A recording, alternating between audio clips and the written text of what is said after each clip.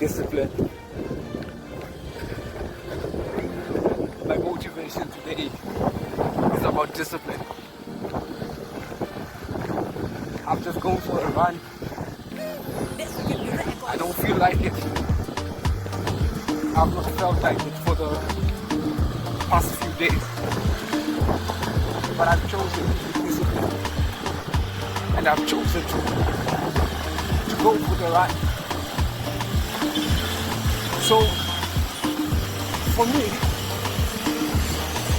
discipline is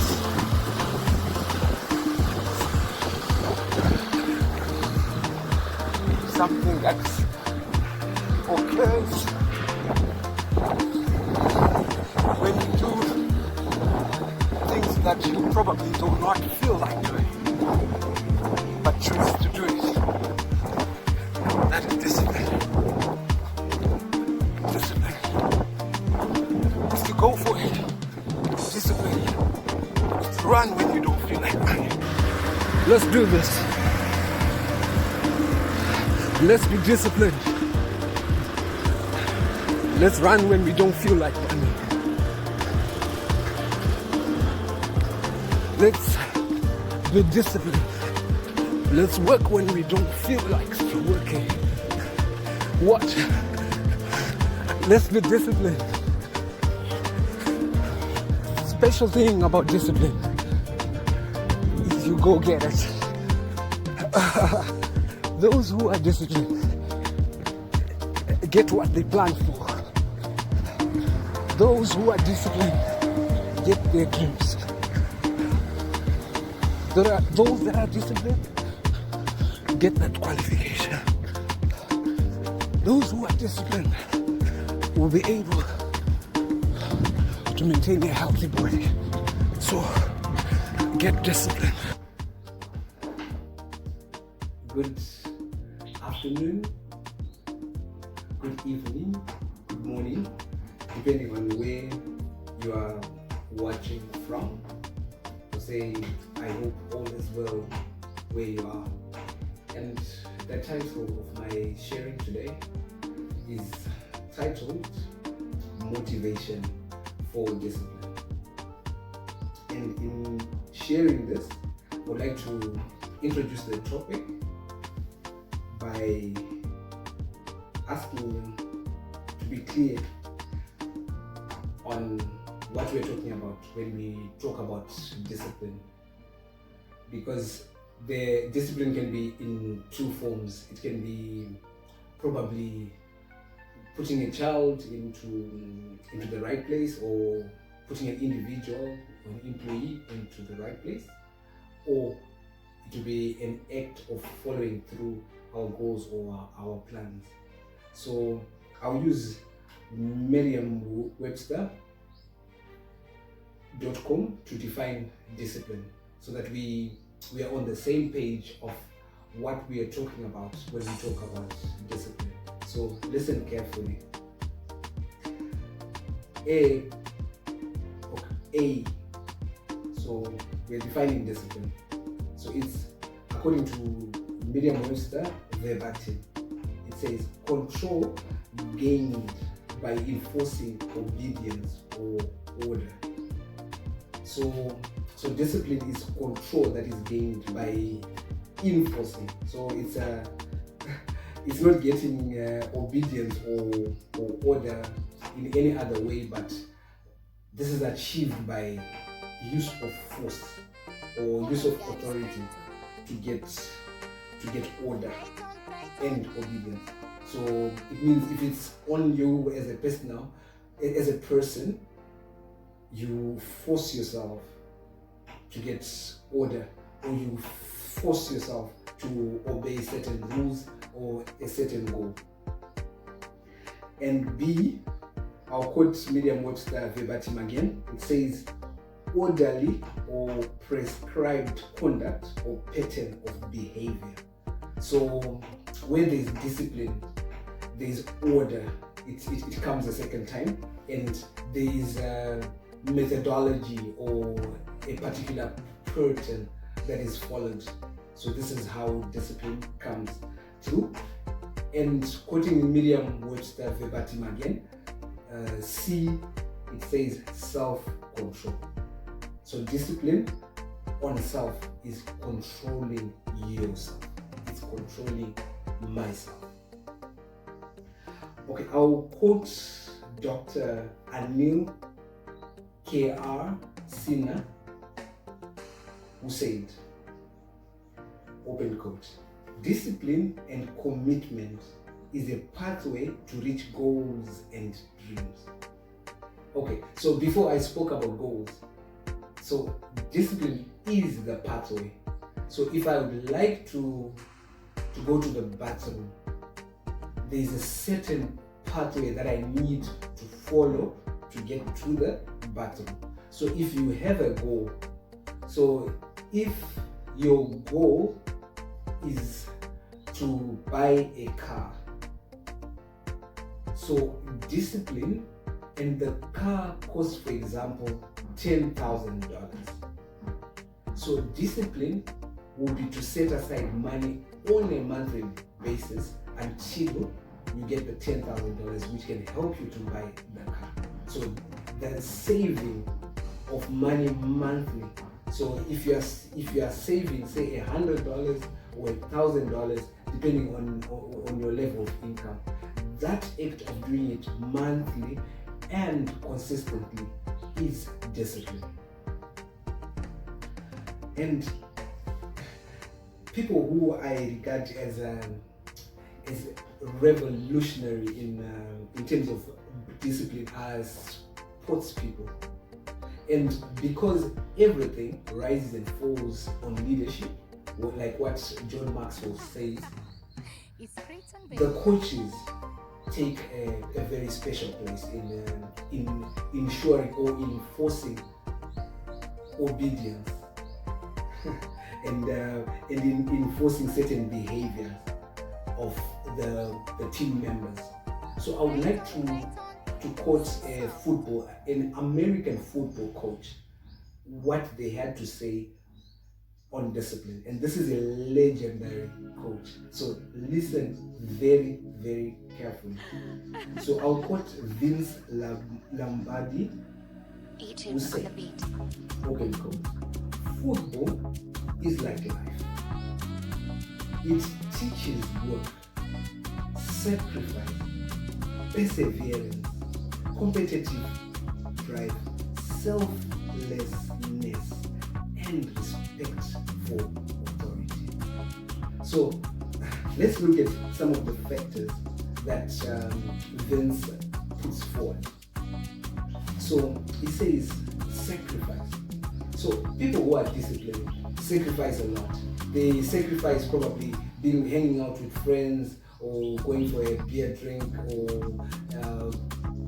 walking around, or different things to follow their craft, to follow their art. So if you are a football player, you can sacrifice hanging out with friends and you go for a run. If you're a student, you can sacrifice being on WhatsApp, chatting with friends, chatting away time with friends, and focus on your study. So this is what discipline is and how it becomes a sacrifice. And perseverance. How does perseverance come to play on people who are disciplined? So sometimes you feel tired, you can't do it. But if you persevere, you keep on keeping on until you achieve your goal. And the competitive drive, it's not easy to compete. Like I'll give you an example of one day I was with some friends on a riding trip. So to keep pace with them, you need to put extreme effort and a competitive drive so that you can keep pace.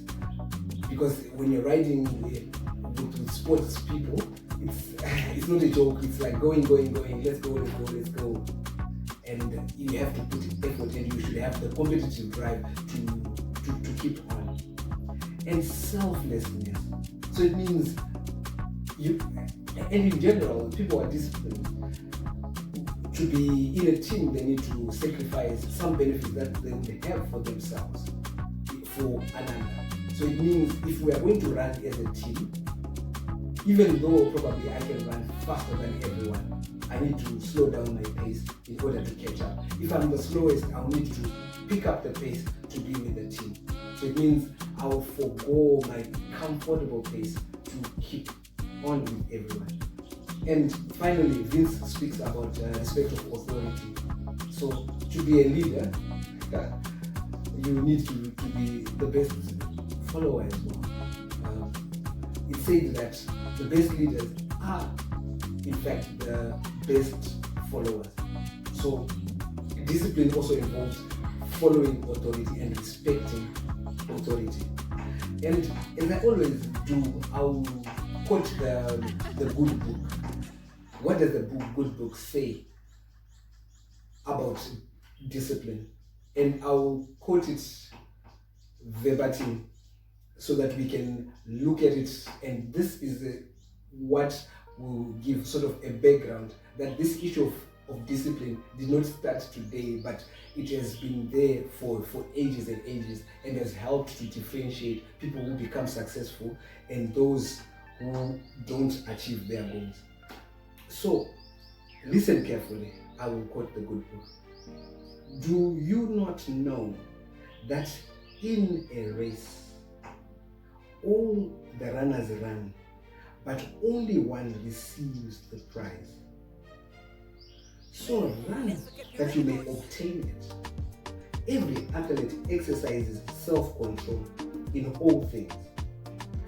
They do it to receive a perishable wreath, but we are imperishable. So do not run aimlessly. I do not box as one beating the air, but I discipline my body and keep it under control, lest after preaching to others, I myself should be disqualified. It's so amazing, you know, like so the author here quotes how athletes discipline themselves.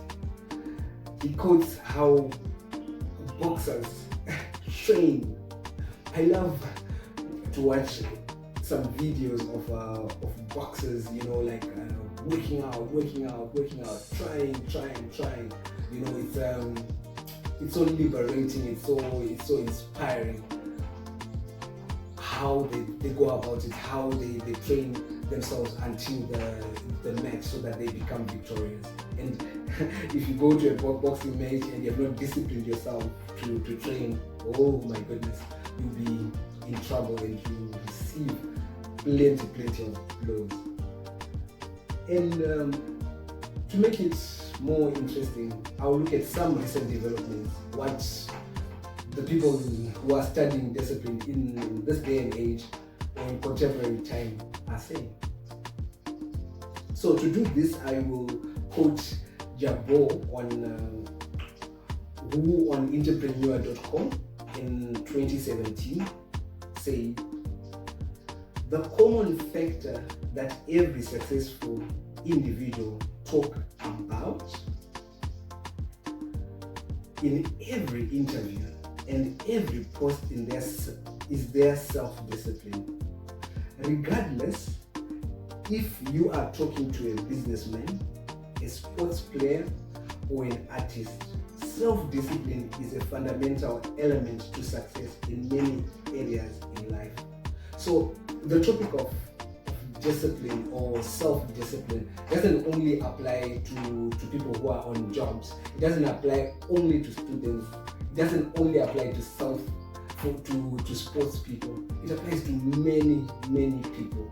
It's a very important aspect if you want to make your life count, to become something, or to be counted among the successful. And to go on, I would like to quote a study which was done in the past, which tries to explain how others are self-disciplined and others are not, so that you can probably apply this, because this is cutting-edge research, like contemporary cutting-edge findings. So Herbert in 2012 on psychologicalscience.org, in his article titled "Where Does Self-Discipline Come From?" says, I'll quote verbatim, One of the reigning theories of willpower is what's called the energy model of self-control. According to this model, the brain is like a muscle with a limited supply of strength, which can be depleted through exertion. Nobody is disciplined all the time. We all have lapses, and according to the energy model, these lapses occur when one act of self-control weakens our resolve, leaving us fatigued as we face another challenge. Many studies have demonstrated that an act of mental exertion can compromise subsequent acts of discipline. What's more, proponents of this theory have reported evidence that the brain, again like a muscle, is fueled primarily by simple carbohydrates like sugar, and that depleted willpower can be replenished by simply refueling. So the researchers of the energy model of self-discipline, so they say, your mind, like any other muscle, needs energy, and things like sugar or something sweet can help you to have self-discipline back. And also they go on to say, look, your mind gets fatigued, so you can't take yourself from one challenge to the other, then to the other, then to the other.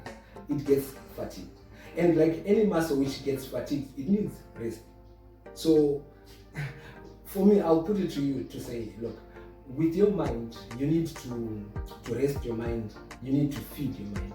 So the people who can become probably extremely self-disciplined are people probably who eat good food. So you need to mind what you're eating, what you're drinking. So you need to drink healthy food, you need to drink water, you need to eat healthy foods. So if you're eating junk food all the time, probably you may wonder why you're not self-controlled, or you're not achieving your goals. So according to leading scholars who came up with the energy model, you need to fuel your brain with the right kind of food. Like, so when you're bodybuilding, for example, if you go to the gym, you work probably on your upper body today.